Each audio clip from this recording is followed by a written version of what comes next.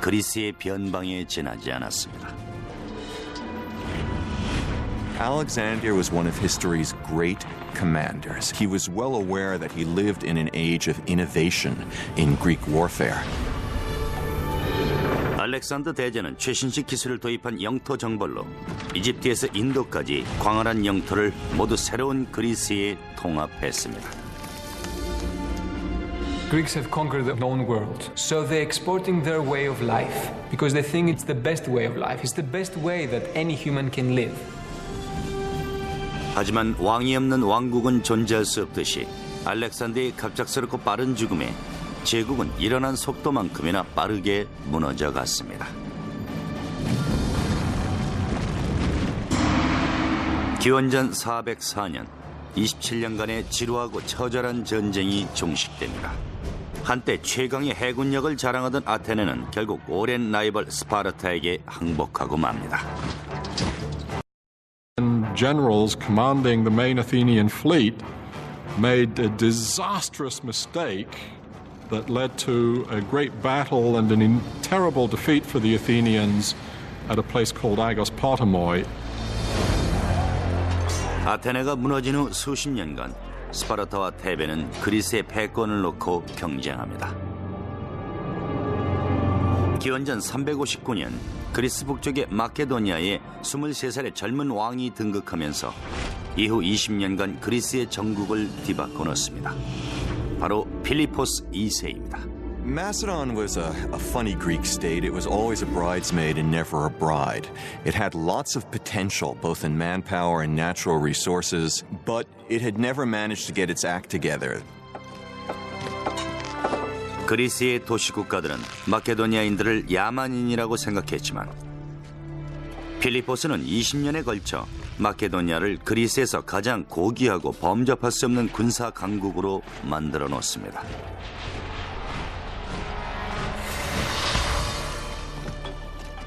필리포스는 두 가지 정책, 즉 외교와 군사력 강화에 주력했습니다.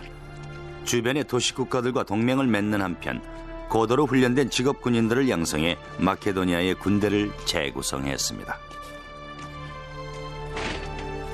하지만 새롭게 구성된 군대의 강점은 전쟁에 필요한 장비와 무기를 고안하고 제작하는 기술 병가에 있었습니다. 그들은 기존의 전쟁 방식에 획기적인 변화를 불러일으킵니다.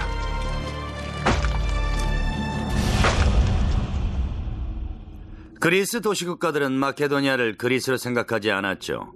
그들은 마케도나이라는 부족 출신으로 야만족들과 오랜 싸움을 벌인 탓에 그들도 같은 야만족으로 인식됐죠. 필리포스는 야만족이 아니지만 설사 그렇다고 해도 가장 훌륭한 야만족이라고 할 수 있죠. 안녕하세요, 피터 웰러입니다. 필리포스의 군사 전략의 개요는 기병과 보병의 조화이며 보병은 팔랑크스라는 진영으로 배치됐습니다. 팔랑크스는 직사각형의 대열로 보병들이 빠른 속도로 전전할 수 있는 대형입니다. 팔랑크스는 고대 그리스의 전쟁에서 수백 년간 사용된 진영의 종류였죠. 필리포스는 여기에 최초로 도입되는 무기로 힘을 더했습니다. The innovation that Philip did was changing the shape of the phalanx and introducing this long weapon called the sarissa. So the phalanx became like a huge tank. 사리사는 길이가 5.5m에 달하는 창으로 상대가 검이나 일반 창으로 공격하기 전에 역습을 가할 수 있는 무기였습니다. Basically, you plant the head of your pike against the guy and push him back. And the effect is a little bit like, an adult, when a kid tries to attack him and you put your hand on the kid's forehead and his little fists are swinging like this, but they can't reach you. That's what the pike enables Philip's infantry to do. 엄격한 훈련과 정신무장, 그리고 훌륭한 무기를 갖춘 병사들은 종전의 전술보다 뛰어난 마케도니아 팔랑크스를 발전시켰지만 이들을 최강의 군대로 만든 또 한 가지의 비결이 있었습니다. For much of their military history, the Greeks were not particularly good at siegecraft. Beginning around 400 BC or shortly afterwards, the Greeks begin to take a quantum leap. 활과 화살은 수천 년 전부터 전쟁 무기로 사용되어 왔지만 기존의 활은 오직 개인의 팔 힘에만 의존하는 구조였습니다. 하지만 고대 그리스인들은 팔의 힘만이 아니라 몸 전체의 힘을 이용할 수 있는 새로운 형태의 활을 개발해 전쟁술의 신기원을 이룩합니다. The earliest weapons of siegecraft that the Greeks developed are essentially crossbows, and they're called belly shooters, gastrophetes. You had a much bigger thing that had a kind of U-shaped element at the end that you pressed against your abdomen, and then you drew back the bow with both hands, pressing it with your torso at the same time, so you could create a much greater force of tension. 가스트로페테는 기존의 활보다 뛰어난 살상 무기였지만 세계 최고의 군대가 되기 위해선 더 큰 힘이 필요했습니다. In order to do even more damage, they need to come up with yet another generation of weapons. They need to invent what we might call the torsion catapult. The torsion basically creates springs by twisting sinews, or in some cases horsehair, or in emergencies even human hair. You create thick ropes of them and then twist them together. 그리스 기술자들은 궁수가 활을 쏘는 것 같이 작동되는 기계를 고안해냈습니다. 가스트로페테의 대형 사이즈인 옥시벨레였습니다. 옥시벨레는 사람의 힘을 사용하는 대신 밧줄을 비틀어서 만든 스프링에 축적된 폭발적인 에너지를 이용하는 방식이었죠. There's an enormous stored force because the sinews want to spring back and release that tension, but they're held. And inserted into this spring is a bar, and you then pull that bar back, increasing the already great tension, and then when the bars are released, they spring back with enormous force and rapidity compared to the old bow flexion system. 멀리 떨어져 있는 적진도 더 이상 군사들의 안전을 보장할 수 없었습니다. 옥시벨레는 400m 떨어진 적군의 방패와 갑옷을 관통할 수 있었죠. 오늘날 로포를 의미하는 캐터펄트는 여기에서 유래된 단어입니다. The neat thing about the word catapult is that it means skin penetrator. You can see our word pelt, like an animal skin, in the Greek catapult. It goes through the skin. 필리포스는 막강한 무력을 기반으로 그리스 도시 국가들을 차례로 점령해 나갑니다. 기원전 338년 아테네와 테베 정복으로 그는 그리스 최강자로 부상했죠. 필리포스가 정복 후에 취한 행동은 야만적으로 멸시받던 마케도니아가 그리스의 주인으로 인정받을 수 있었던 이유를 설명해 줍니다. 필리포스는 당시 18살이던 아들 알렉산더와 함께 기원전 338년 카이로네아에서 테베와 아테네 연합군을 물리친 후 의외의 행동을 취합니다. 아테네인들을 고향으로 보내준 것이죠. 그리고 모든 도시들을 초대해 코린트에서 회의를 엽니다. 그는 외교술의 일환으로 자신의 위험을 숨긴 채 모든 이에게 전과 같은 생활을 하게 될 테니 걱정 말라고 안심을 시키죠. 수세기 후의 칭기스칸처럼 그도 피점령지를 공포에 몰아넣을 수 있었지만 그렇게 하지 않았죠. 당시 그리스인들은 마케도니아를 폭력적인 야만적으로 생각했고 마케도니아도 그리스를 썩 좋아하진 않았습니다. 하지만 필리포스는 테베에서 세련된 그리스 문화를 받아들이죠. 그는 그리스의 석학들을 마케도니아로 초대하고 궁정에서도 그리스어를 사용하게 만듭니다. 필리포스는 그리스를 파괴하려던 게 아니라 그리스에 포함되고 싶었던 거죠. 별 볼 일 없는 학생이 학교 축제에서 스타로 변신하길 원하는 것처럼 말입니다. 물론 방법은 좀 거칠었지만요. In his moment of triumph, led by Macedon, he was preparing to carry out his life's ambition, which was to invade the Persian Empire. 하지만 필리포스는 꿈을 이루지 못하고 측근의 손에 의해 어이없는 최후를 맞이합니다. 페르시아 원정을 개시하기 직전 필리포스는 축전 의식을 거행합니다.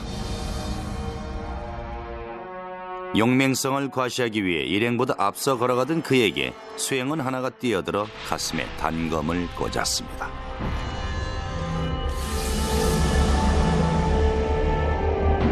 필리포스는 그리스를 반석 위에 올려놓고 46세에 사망합니다. Was he a lone assassin, or was there a bigger plot? We can never know for sure because while the assassin was trying to escape, he was mowed down by Philip's guards. 페르시아 제국을 정복하겠다는 필리포스의 야망은 권자를 예받은 20살의 아들 알렉산더에 의해 더욱 구체적이고 착실하게 준비됐습니다.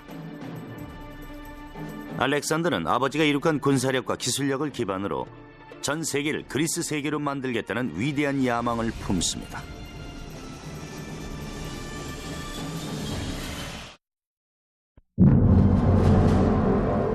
필리포스 2세는 단 20년 만에 마케도니아를 그리스의 명실상부한 절대 강자로 부상시켰습니다. 하지만 기원전 336년 갑작스럽게 암살당하면서 필리포스의 궁극적인 목표였던 그리스의 숙적 페르시아 원정의 꿈도 사라질 위기에 처합니다. 필리포스는 그리스를 제패했지만 이제는 그 아들이 세계를 정복할 차례였죠. 역사상 가장 유명하고 위대한 제왕 알렉산더 대제였습니다. Alexander was one of history's great commanders. He was absolutely brilliant on the battlefield. True enough, he inherits a great military machine, but he has to get the credit for leading this machine at a very young age. 필리포스가 정복을 위한 기술적 기초를 다졌다면 이제 아들이 마무리를 할 차례였죠.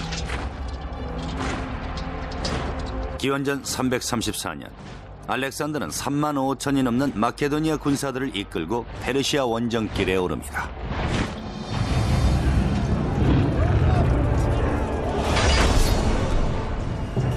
당시 페르시아는 중동과 소아시아를 지배하던 초강대국이었습니다.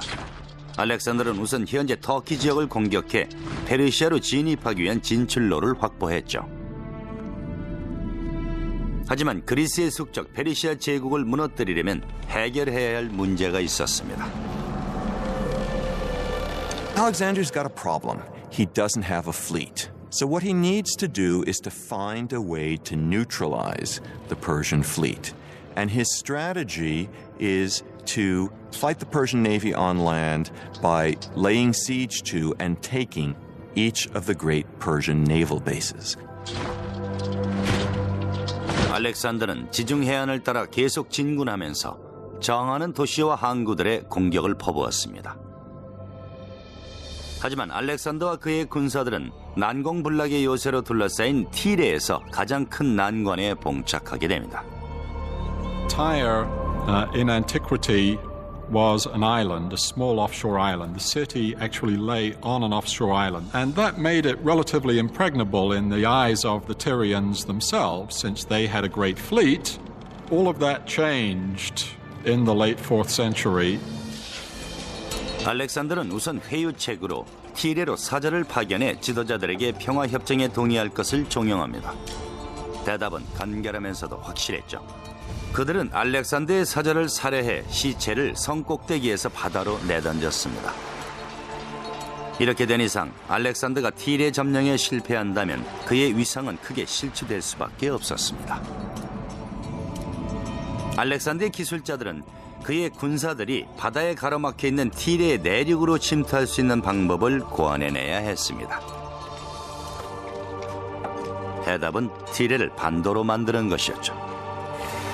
What if the enemy refused to come out and fight you? Alexander realized that he could not allow his military operations to get bogged down in the face of fortifications, and that meant that he needed techniques and weaponry that could attack fortifications. 거대한 성벽과 요새화된 항구로 성 주변엔 육지가 거의 없어 티레는 난공불락으로 여겨졌죠. 알렉산더는 우선 이 성벽을 무너뜨려야만 도시를 정복할 수 있다는 걸 알고 있었습니다. 그는 기술자들에게 육지와 티레를 연결하는 뚝길을 건설하라고 지시합니다. 뚝길의 길이는 800m, 폭은 60m, 높이는 6m였죠. 뚝길이 완성되자 알렉산더는 군사들에게 일제히 공격을 명령합니다. 그리고는 이 전쟁을 승리로 이끌어줄 비장의 무기 공성탑을 배치합니다. 공성탑은 바퀴로 움직이는 여러 층의 전차 같은 구조였습니다. 나무로 된 구조물의 외장에 가죽을 덧대어 불에 타는 것을 방지했죠. 내부의 중앙에는 계단으로 연결되는 플랫폼에서 옥시벨레와 각종 노포를 설치해 티레의 성벽을 공격할 수 있게 했습니다. 아래쪽 병사들은 공성탑을 방어막 삼아 파성태를 휘둘렀죠. They'd literally wheel them up to the wall. The men inside would be protected, and they would be shooting arrows at the defenders on the wall and trying to cross over onto the wall and to kill the defenders. 알렉산더의 공성탑은 며칠 동안 티레의 성벽을 공격했습니다. 마침내 요새가 허물어지고 알렉산더는 치명적인 파괴를 지시합니다. 저항에 대한 보복으로 도시를 모두 불태웠죠. The assault itself would really be a terrifying experience for everyone involved. The only way to signal would be through trumpets, so you have to imagine trumpets blaring, a tremendous noise of men attacking, flags blowing in the wind on the battlements of the city that was under attack. I think it would have been an extraordinary scene. 알렉산더는 팔레스타인을 지나 남진을 계속했습니다. 사기가 충천한 그는 고대 세계에서 가장 위대한 제국 이집트로 눈을 돌립니다. 알렉산더는 하늘 높이 치솟은 피라미드와 거대한 무덤의 이집트를 숭배해 왔습니다. 하지만 그가 이집트를 원했던 실질적인 이유는 따로 있었죠. 이집트는 지중해의 식량 창고로 광활한 밀밭은 팽창하는 제국의 중요한 식량원이 될 수 있었습니다. 티레와는 달리 이집트 정복은 더없이 평화로웠습니다. Alexander entered Egypt as a liberator and as a figure of extraordinary powers. 이집트인들은 심지어 알렉산더를 신격화했습니다. 기원전 331년 이집트는 알렉산더를 파라오에 등극시키고 그가 이집트 최고 신인 아몬의 아들임을 선언합니다. 24살의 알렉산더는 신과 같은 위상을 얻습니다. One can imagine that someone to whom extraordinary things happened, to whom all doors seemed to open themselves magically, to whom every endeavor was rewarded with victory, would think, well, perhaps I am, in some respect, a god. And I think that Alexander really did think this. He wasn't just pretending. He was trying to find out more about himself. 기원전 4세기 후반 알렉산더의 최강 부대에 힘입어 그리스 도시들이 발전하기 시작합니다. 이 도시들은 행정과 통치의 중심지 역할을 하는 동시에 이들을 통해 그리스의 언어와 문화, 지식 등이 외부로 전파됩니다. 그 결과 알렉산더 제국은 어느 지역에서나 획일화된 계획 도시의 형태를 띠게 됩니다.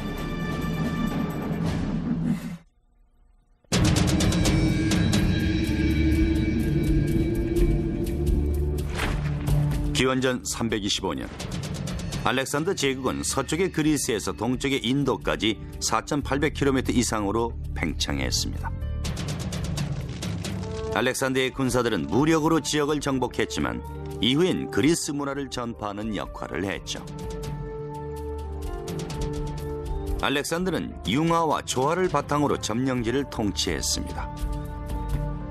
그는 정복지의 관리로 남겨둔 군사들을 현지의 여인들과 결혼하게 했습니다. 페르시아, 이집트, 인도 등의 영토였던 도시들은 점차 그리스 도시로 변모했습니다. 이로써 그리스와 여러 곳의 문화가 혼합된 헬레니즘 문화가 형성됩니다. So definitely there are striking parallels with what's going on today, in our today era of globalization. Today we have a common language, which is English, is the language of trade. After Alexander the Great, you have people who have adopted the Greek customs and the Greek language. 알렉산더가 정복한 도시들은 하나같이 도시 계획에 의해 헬레니즘 도시로 변모합니다. 새로운 도시 건설이건 기존 도시의 리모델링이건 상관없이 모든 도시들은 기원전 5세기부터 사용된 그리스의 격자 모양 설계에 의해 건설됐습니다. The grid plan, which was used in these cities, was a symbol of order. Any government that could replace the traditional winding alleyways of a city with a rectilineal grid plan of streets at right angles was a government to be feared, a government to take notice of. 알렉산더는 소아시아로 진출하면서 오늘날 헬레니즘이라고 일컫는 새로운 문화를 전파합니다. 알렉산더가 정복한 도시는 모두 그리스 도시가 됐죠. 이곳 페르가몬도 그 중에 하나입니다. 2000년 전 페르가몬은 아고라, 신전, 체육관, 극장 등 모든 그리스 도시의 요소를 갖추고 있었죠. 페르가몬은 그리스 문화 중심 지위를 놓고 아테네와 경쟁을 합니다. 이 도시의 조각 스타일은 훗날 미켈란젤로를 비롯한 많은 예술가들에게 깊은 영향을 미치게 되죠. 잇따른 경사지 위에 세워진 페르가몬은 당시의 뛰어난 도시계획을 보여주는 본보기로 매우 아름답게 꾸며졌습니다. 오늘날 터키의 높은 구릉지에 남아있는 페르가몬의 유적은 그리스 계획 도시의 전형을 보여줍니다. The city seems to be clinging on this steep hill. It seems that the architects who built this city sort of took into account the topography in many ways, symbolically to start with, meaning that higher up were the palaces and temples. 해수면에서 300m 높이에 위치한 도시는 복잡하고 광범위한 테라스의 형태로 건설됐습니다. 헬레니즘 시대의 아테네는 더 이상 그리스의 중심 도시가 아니었습니다. 많은 도시들이 정상의 자리를 놓고 경쟁했죠. 그 가운데 페르가몬이 부상하기 시작합니다.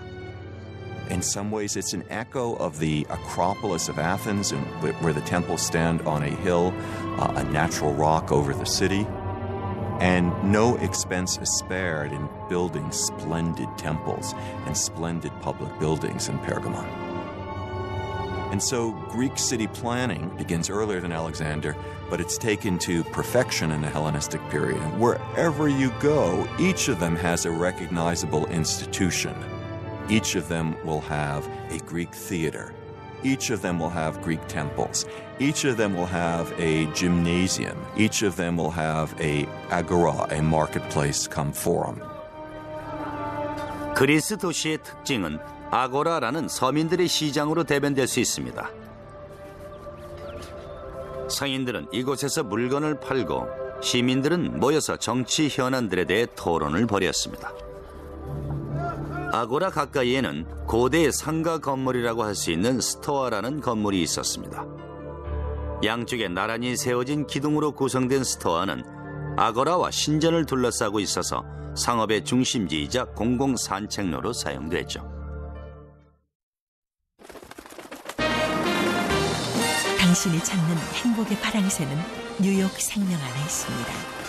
162년 동안 지켜온 신뢰와 가치, 행복한 미래와 키스하세요. 뉴욕 생명.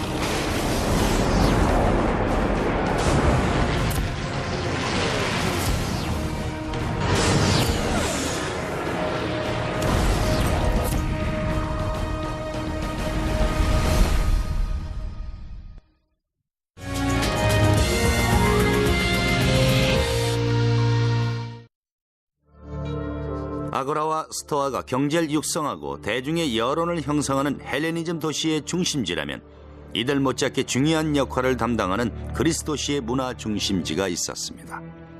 바로 극장이죠. The theater is basically an Athenian invention. Drama is, above all, democratic. It develops in Athens concomitantly with the Athenian democracy.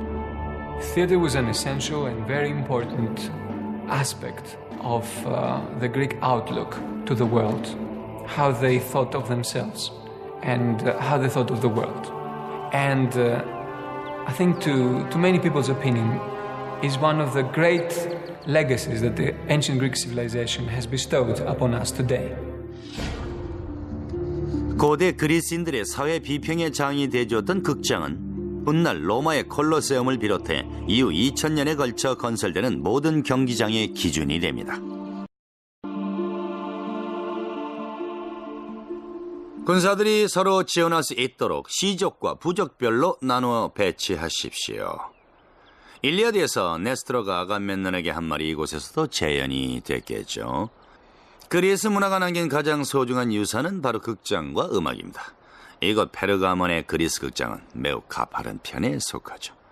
브로드웨이 극장은 보통 800~900명 정도를 수용할 수 있고 뮤지컬 극장은 2000명 정도 가능하죠. 하지만 이 극장은 수만 명의 관중을 수용할 수 있는 규모입니다. 이렇게 넓은 극장에서 어떻게 객석의 맨 뒷자리에 있는 관객까지도 무대 위에서 연기하는 배우의 목소리를 들을 수 있었던 걸까요? 그 해답은 바로 뛰어난 기술력에 있습니다. 극장은 산의 한 면을 깎아 만든 것이라 산의 측면이 객석의 지지대 역할을 하고 있어 하부 구조가 따로 필요 없죠.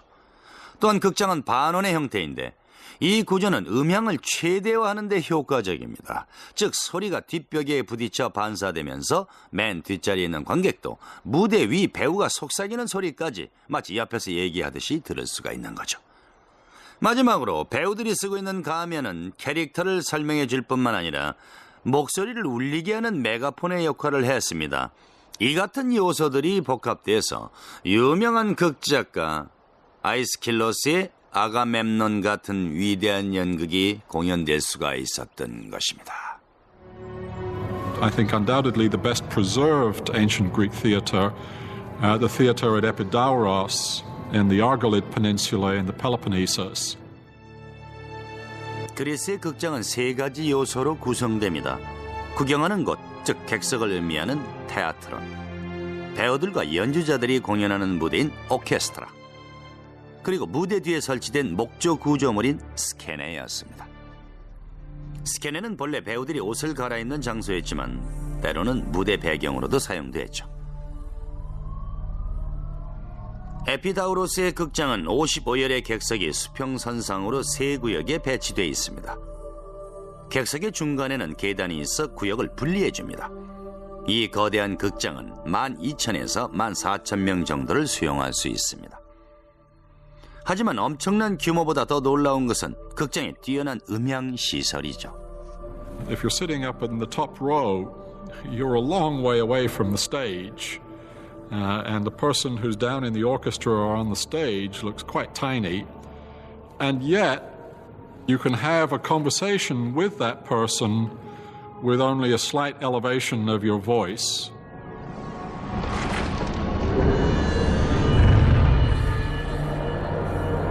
알렉산더는 단 10년 만에 그리스 문화를 세계의 기준으로 만들어 놓았습니다. 하지만 모든 제국과 제왕이 언젠가는 사라지듯 알렉산더도 예외는 아니었죠. 그의 갑작스러운 종말은 여러 지도자들에게 세상을 놀라게 할 기술적 성과를 이룩할 기회를 제공합니다.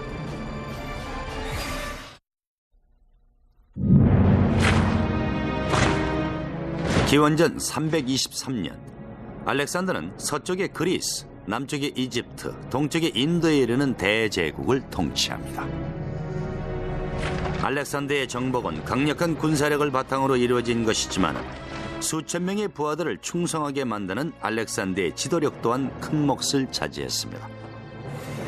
하지만 13년간 수천 킬로미터를 이동하며 이어진 전쟁 끝에 그들의 충성심은 한계를 드러내기 시작합니다. His troops, their loyalty finally was used up. They rebelled against him. They refused to go further, and he had to turn around. 인도에서 돌아오는 길에 알렉산더는 제국의 결속력을 강화하려 노력하지만 예기치 못한 병을 얻게 됩니다. No one knows exactly what it was that killed him, whether it was an infection, whether it was the result of a very hard life as a soldier in which he was wounded in battle, these extraordinary travels in which he, according to legends, subjected himself to the same hardships as his soldiers. One of the stories is that he essentially drank himself to death. There was always intrigue at the Macedonian court. Alexander's father had been assassinated. Is it possible that he was poisoned in some way? Those are questions we can't answer. 기원전 323년 2월 10일 33세 생일을 한 달 앞두고 세계에서 가장 강력한 왕이 숨을 거둡니다. 눈부신 속도로 팽창했던 그의 제국은 그에 못지않게 빠른 속도로 와해되고 말았죠. 각 지역의 사령관들은 알렉산더의 빈자리를 차지하기 위해 난투극을 벌였습니다. 이들 장군들과 그 후계자들은 헬레니즘 도시들을 조각조각 분해해 나눠 가진 뒤 세대를 거듭해 패권 장악을 위한 싸움을 이어갑니다. 이집트는 알렉산더가 나일강의 부유한 지역을 관장하라고 남겨놓았던 장군 프톨레마이오스의 처지가 되었죠. 프톨레마이오스는 그리스와 이집트의 문화를 결합한 왕조를 열었고 이후 300년간이나 지속됩니다. Ptolemy I was a man who had made a career as a military commander and advisor under Alexander. What he therefore wanted was as rich and secure a portion of that empire as he could get. 이집트는 지중해의 보물 창고였습니다. 이집트를 통치한다는 것은 고대 세계 최고의 식량 창고의 주인이 되는 걸 의미했죠. 프톨레마이오스는 이집트의 왕이자 알렉산더의 공식적인 후계자로 인정받길 원했습니다. 마케도니아는 왕의 시신을 묻는 자에게 후계자의 자격을 부여하는 전통이 있었죠. 이에 프톨레마이오스는 알렉산더의 장례 행렬을 습격해 미라로 보존된 그의 시신을 이집트로 가져옵니다. 결국 알렉산더는 15년 전 이집트에 건설했던 도시 알렉산드리아에 묻히게 되죠. 프톨레마이오스 치세의 이집트는 강력한 왕국으로 발전했고 알렉산드리아는 헬레니즘 시대를 대표하는 지식과 과학의 도시로 변모합니다. He wanted it to be a city that joined with Greek culture and used both Greek and Egyptian technological know-how to build a new Athens, if you will. 이집트 해안선에 위치한 알렉산드리아는 지중해 도시들과의 무역을 위한 항구 시설이 매우 중요했습니다. 프톨레마이오스는 이를 위해 역사상 가장 과감한 기술적 위협인 세계 최초의 등대 건설에 착수합니다. During the night, it's shown to a great distance, and ships can actually see it from many, many miles away. And during the day, there was smoke coming out of it, so it was still very visible. It must have been a formidable thing to behold. 당시 파로스 등대보다 높은 구조물은 기자의 피라미드가 유일했을 정도였죠. 전설에 의하면 등대는 자유의 여신상과 맞먹는 90m 정도였다고 합니다. 그보다 더 높은 140m였다고 주장하는 이들도 있죠. 등대가 건설된 방법은 알 수 없지만 알렉산드리아에서 40km 떨어진 곳에 위치한 무덤 구조물이 이 등대를 축소 복제해 만들어진 것이라 추측되고 있습니다. 이 구조물을 토대로 등대가 3단식의 구조로 건설됐다는 것을 알 수 있습니다. The lower level was square, the one above was octagonal, and the final one was cylindrical. And on top there was the beacon. 등대의 꼭대기에서 밝히는 불은 끊임없이 바닷길을 밝혀주었습니다. 학자들은 불을 밝히는 연료로 나무가 사용됐기 때문에 구조물 아랫부분에 나선형의 경사로가 설치돼 짐승들이 수레에 땔감을 실어 운반했을 것이라 추측합니다. 경사로 중간에는 땔감을 보관하는 장소도 설치돼 있었겠죠. 중간층에 설치된 승강기를 통해 나무들을 꼭대기층으로 운반했을 것입니다. There are stories about mirrors and devices that could amplify the light of this fire so that it could be seen from miles and miles away. But there is no real evidence of such a thing. And there are quite a few scholars who believe that it was just a normal beacon, it was just a big fire and nothing more. 등대는 폭풍우와 거센 파도, 그리고 지진까지 견뎌내며 1600년간이나 자리를 지켰습니다. 하지만 서기 1300년 대규모 지진으로 고대 세계의 불가사의는 영원히 침몰하고 맙니다. 이후 700년 동안 등대는 지중해 바닷속 깊이 잠들어 있었죠. 하지만 1994년 고고학자들과 수중탐사대원들은 알렉산드리아의 항구에서 등대의 토대로 추정되는 거대한 석재 구조물을 발견합니다. Jean-Yves Empereur, a well-known French archaeologist, started a very, very important series of underwater research. He is finding members, architectural members of the pharos, so there might come a day when it may even be restored. 고고학자들은 바닷속에서 70톤이 넘는 석재 구조물 조각들을 발견했고 그중 하나는 등대의 거대한 출입구의 상인방으로 추정된다고 밝혔습니다. 프톨레마이오스가 이룩한 알렉산드리아의 경위는 등대뿐만이 아니었습니다. 파로스 등대가 알렉산드리아의 스카이라인을 바꿔놓는 동안 그는 세계의 모든 지성인들을 알렉산드리아로 불러들일 대규모 건설에 착수합니다. 알렉산드리아 도서관은 전 세계의 지식과 학문에 관한 20만 부 이상의 두루마리 책을 소장하고 있었다고 전해집니다. 증기기관차가 세상에 소개되기 1700년 전, 한 공학자가 증기의 힘을 연구한 곳도 바로 이곳이었죠.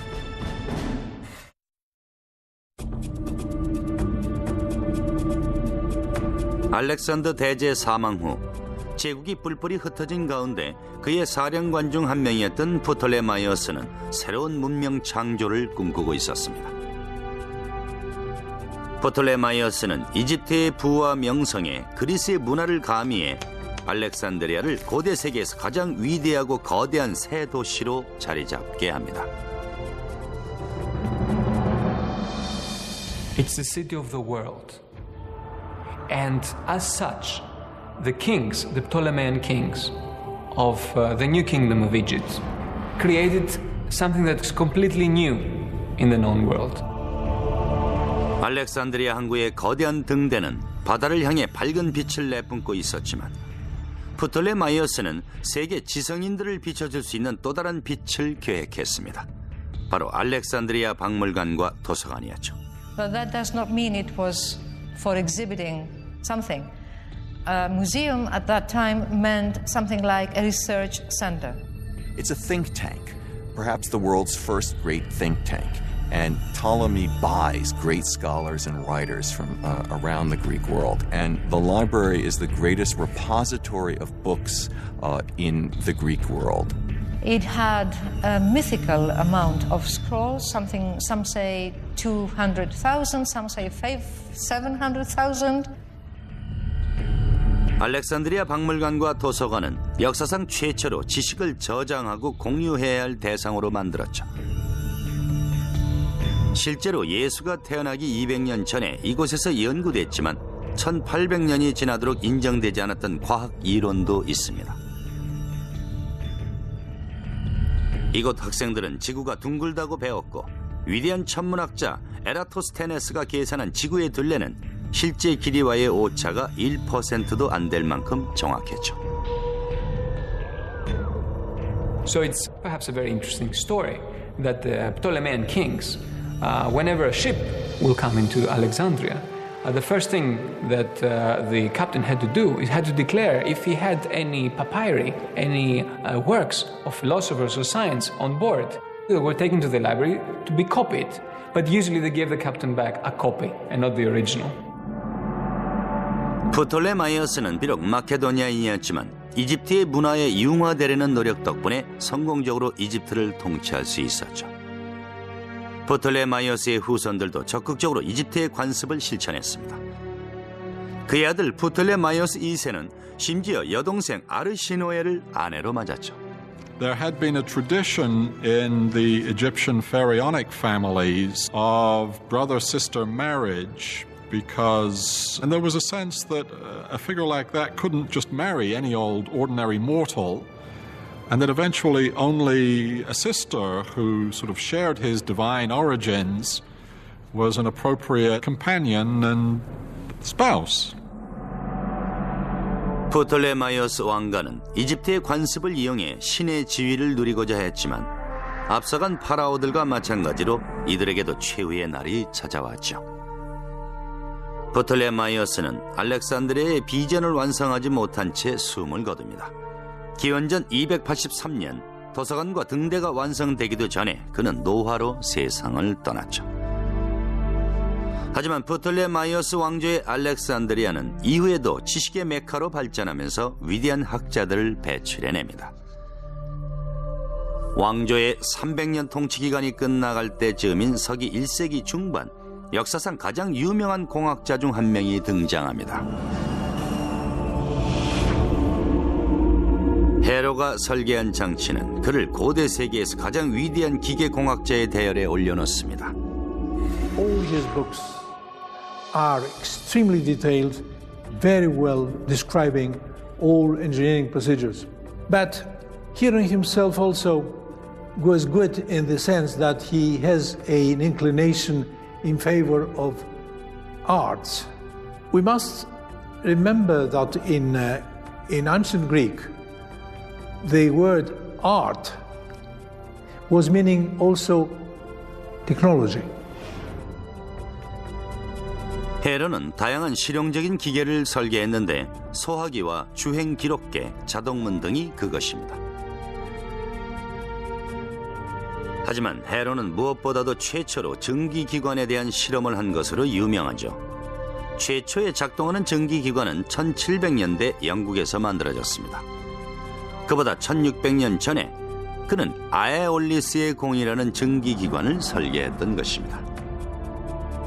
It was a metal sphere put up in such a way so that it could rotate freely and had two tubes applied. When filled with water and heated from below, steam developed and started to turn to put the sphere into motion, thereby turning air into something very useful, something that you could control. We maintain that under other historical circumstances, this industrial revolution could possibly have taken place in Alexandria after a couple of centuries. The essence was there. The interesting thing about the steam engine of Hero is that the guy discovered steam power. Okay, so the question beckons, how comes they didn't use steam power? How comes they didn't make steam engines like the English did a few centuries later? And the answer to that is that in Egypt, forced labor or slave labor was so cheap. You didn't need machines to do the job. So that's like an interesting idea. You can have a technology and you don't know what to do with it because there's not a real economical need for it. 헤로의 연구는 아직도 학자들의 호기심을 자극하지만 알렉산드리아에선 이보다 더 많은 발명이 이루어졌을 것입니다. 그 시기에 대해선 의견이 분분하지만 학자들은 알렉산드리아 도서관이 불에 타면서 상당수의 고대 과학 지식이 연기 속에 사라졌다고 믿고 있습니다. 하지만 그리스와 알렉산드리아가 이룩한 기술력은 바다를 밝히는 등대처럼 고대 세계를 밝혀주었습니다. 비록 알렉산더의 대제국은 사라진 지 오래지만 그 문화유산은 아직까지도 전 세계에 남아 있습니다. To outsmart the raw forces of nature and to turn them into something beneficial. That's the common denominator for all Greek engineering. 세계 최대의 도서관과 등대, 세상을 정복하고 헬레니즘 문화를 전파한 제왕의 무덤이 있는 알렉산드리아에는 그리스 과학과 기술 그리고 모든 그리스 문화의 중심임에 틀림이 없습니다. 그리스의 사상과 가치, 모든 문화는 세계로 전파됐죠. 알렉산더 대제국은 무너졌지만 그리스는 사라지지 않았죠. 그리스 문명은 헬레니즘을 가장 완벽히 실천했다고 평가되는 로마에 흡수됐습니다. 지금까지 피터 웰러였습니다.